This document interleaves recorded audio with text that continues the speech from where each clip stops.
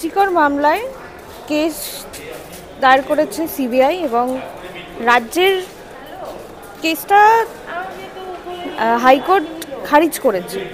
তো কি কি বিষয় উল্লেখযোগ্য বিষয় সিবিআই অভিযোগ করছেন যদি আপনি একটু বলেন।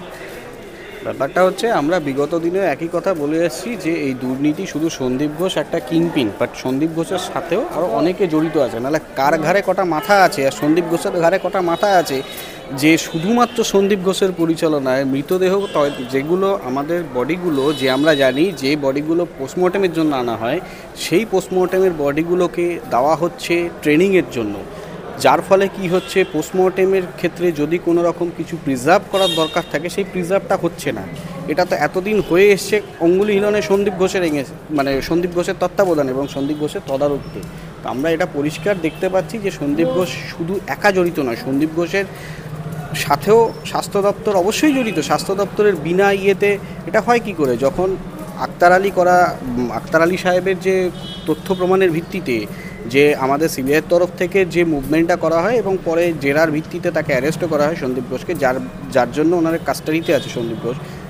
জয়মাল্য বাগচি ডিভিশন বেঞ্চে মামলাটা পেন্ডিং এবং মামলার এখন চার্জ ফ্রেম চলছে, চার্জ ফ্রেমের কাজ অলরেডি চলছে এবং এটা কালকেও চলবে। এটা মঙ্গলবার পর্যন্ত লাস্ট চার্জ ফ্রেম করা হবে। তো সেই মামলার ভিত্তিতে অনেক তথ্য উঠে আসছে ধীরে ধীরে, কারণ এবার সন্দীপ ঘোষের যে ব্যাঙ্ক অ্যাকাউন্ট আছে সেই ব্যাঙ্ক অ্যাকাউন্টও খতিয়ে দেখা হয়েছে এবং ব্যাঙ্ক অ্যাকাউন্টের মধ্যে দেখা যাচ্ছে পরিষ্কার একটা জিনিস যে সন্দীপ ঘোষ তাকে টাকা ট্রান্সফার করেছে। এবং সবথেকে যে বড় ভয়ানক ব্যাপার, সন্দীপ ঘোষ, আমি নাম বলছি না এখনই, যে সন্দীপ ঘোষের সেই টাকা গেছে ব্যানার্জি পরিবারের অ্যাকাউন্টের ভেতরেও টাকা গেছে, আমি নাম বলছি না, এবং সেই অ্যাকাউন্টের টাকা থেকে পেপ্যালের মাধ্যমে সেই টাকা ডলারে কনভার্ট হয়েছে। আমাদের যেমন ভারতবর্ষে ফোনপেতে আমরা টাকা আদান প্রদান করি, ওখানে ডলারে টাকা সেটা পেপ্যালের মাধ্যমে টাকা অনলাইন ট্রানজ্যাকশান হয়, সেই পেপ্যালের মাধ্যমে টাকা ডলারে কনভার্ট হয়েছে।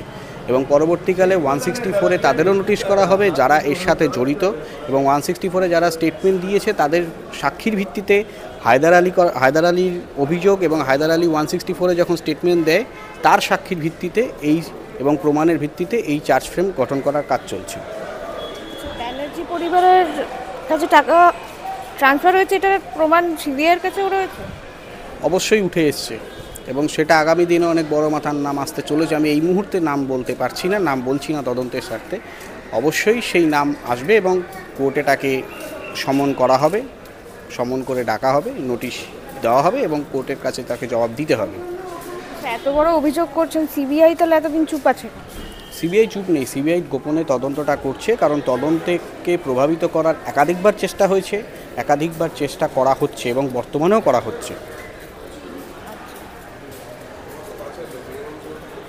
কাল 11ই ফেব্রুয়ারি সিবিআইয়ের এই অভয়ের আরজি করের কেসটা আবার কোর্টে, আজকে হাইকোর্টের শুনানি রয়েছে। তো এই বিষয়ে কালকে কি কি বিষয় সামনে আসতে পারে আরও, বা কি কি বিষয় তুলে ধরবে সিবিআই, এই বিষয়ে যদি আপনি কিছু বলেন। এখানে মেনলি যেটা হচ্ছে সেটা কালকে যে চার্জ ফ্রেম করা হচ্ছে কারাপশনের এগেনস্টে, এই যে একটা scam, rape and murder it's another part, কিন্তু কালকে যে চার্জ ফ্রেমের ব্যাপারটা চলছে সেটা হচ্ছে একটা পার্ট যেটা সন্দীপ ঘোষ সহ আরও কয়েকজন, Sandeep Ghosh one of the most kingpin, আমি বারবার বলছি, বা তার সাথে আরও অনেকে জড়িত তার মাথার উপরে। না হলে এত বড় একটা নেক্সাস চালাচ্ছে ওয়েস্ট বেঙ্গলের 5 থেকে 6টা হসপিটাল মিলে ডেড বডির একটা নেক্সাস, যে ডেড বডির সাথে পর্ন শ্যুট করা হয়েছে, যে ডেড বডিকে বিক্রি করা হয়েছে প্রাইভেট হসপিটালে, এত বড় নেক্সাস চালাচ্ছে। এটাতে স্বাস্থ্য মন্ত্রক জানবে না, এটাতে পুলিশ মন্ত্রক জানবে না, স্বরাষ্ট্র দপ্তর জানবে না, এটা হতে পারে না। এটা হয়েছে, সবার জ্ঞাতকরণেই হয়েছে। এবং যখন হায়দার আলী করার মামলা, হায়দার আলী যখন অভিযোগ জানাচ্ছে তখন পরিষ্কার বলছে যে আমি বিভিন্ন জায়গায় রাজ্য দপ্তরের অ্যান্টি কারাপশন ব্যুরোতেও আমি অভিযোগ জানিয়েছি, কিন্তু কাজ হয়নি। কাজ কখন হয় না? তারা একটা জিনিস ধরে নিয়েছিল যে avoid is the best defence, এই পন্থায় তারা বিশ্বাস করেছিল এবং তারা সেটাকে এড়িয়ে গেছে, ইচ্ছে করেই এড়িয়ে গেছে, কারণ তার মাথায় অনেক বড় বড় মন্ত্রীদের হাত ছিল, এবং হাত ছিল বলেই তারা এত বছর তারা সবাই মিলে সন্দীপ ঘোষকে সামনে রেখেই টোটাল নেক্সাসটা চালাতে পেরেছে। এবং আগামী দিনে অনেক বড় নাম উঠে আসবে, সেটার অপেক্ষায় আপনারা থাকুন। আচ্ছা, আপনি স্ক্যাম সন্দীপ ঘোষ তো স্ক্যামের জন্য অ্যারেস্ট হয়েছে, তো এই স্ক্যামের সাথে এই রেপ কেসটা কীভাবে রিলেট করছে?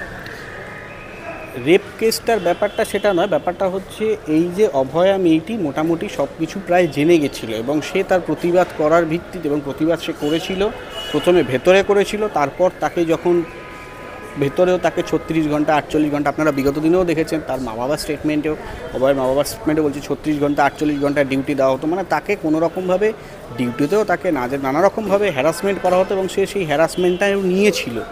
সে মনে করেছিল সে ডাক্তারি পেশাটা একটা ভালো পেশা, মানে সেটা মানুষের জন্য করব, আমি কোনো প্রেশারের কাছে নতি স্বীকার করব না। কিন্তু লাস্ট অফ অল তাকে মার্ডার হতে হলো এবং মার্ডার হওয়ার পরেও তাকে ব্রুটালি রেপের রূপ দেওয়া হলো।